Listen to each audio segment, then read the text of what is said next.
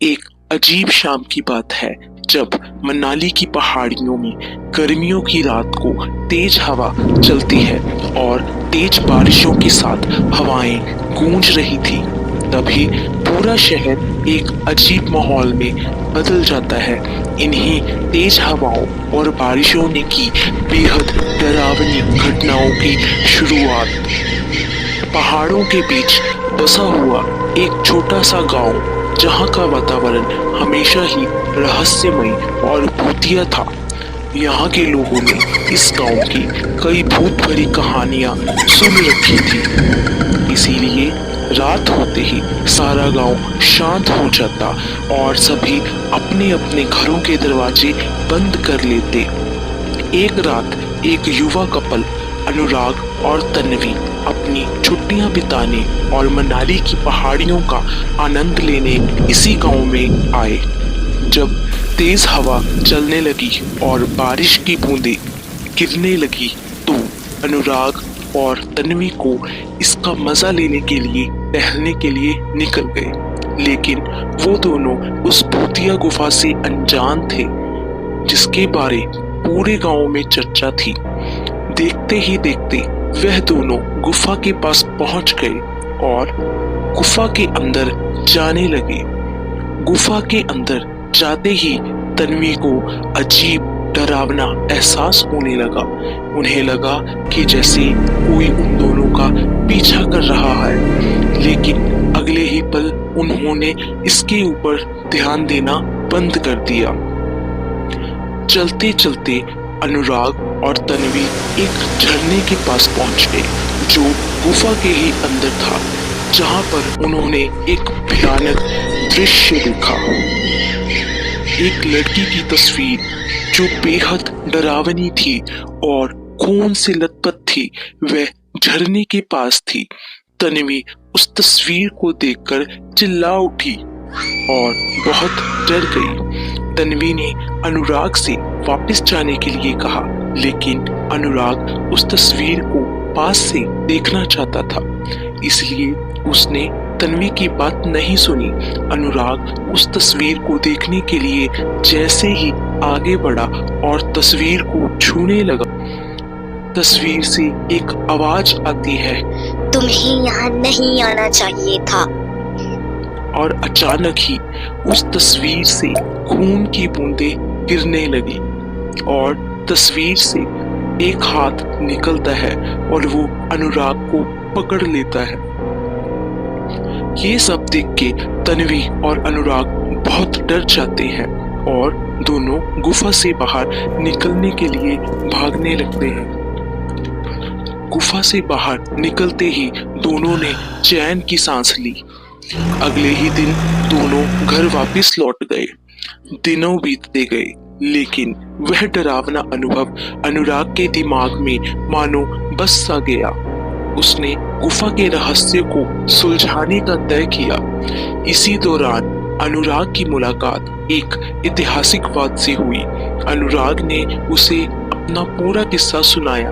तभी अनुराग को पता चला कि उस गुफा के पास एक पुराना महल था जो कई सालों से छिपा हुआ था।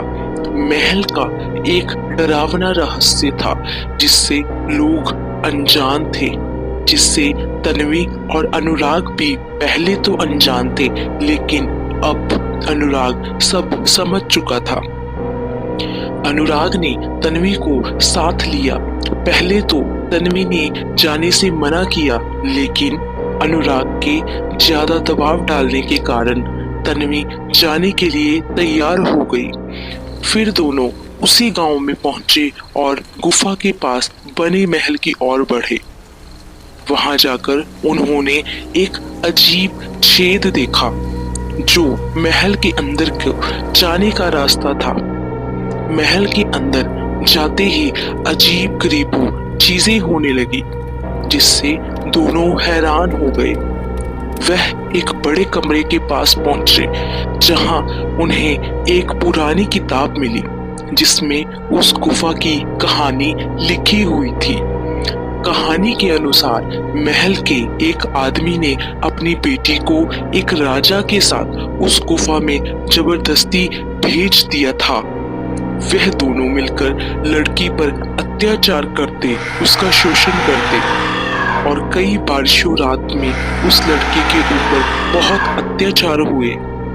दोनों ने मिलकर उस लड़की की हत्या कर दी, जिसके बारे में किसी को कुछ नहीं पता था। यह कहानी पढ़कर अनुराग और तन्वी समझ गए कि उस गुफा और महल में एक सच को दबाया गया था।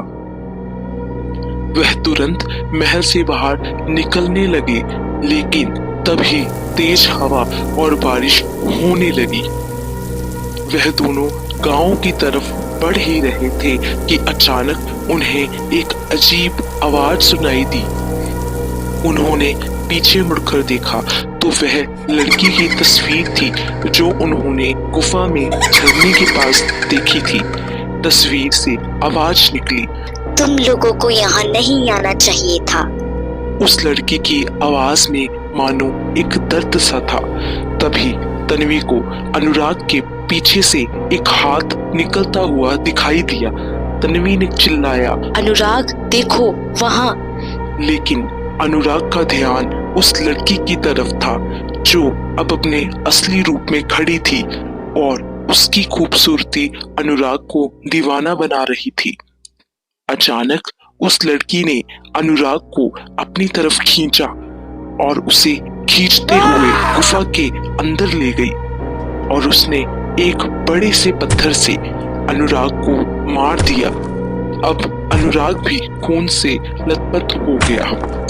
ये सब देखकर तन्वी बहुत डर गई और वो दरवाजे की तरफ भागी और मदद मांगने लगी। Please help somebody, please help. लेकिन उसकी आवाज किसी ने नहीं सुनी।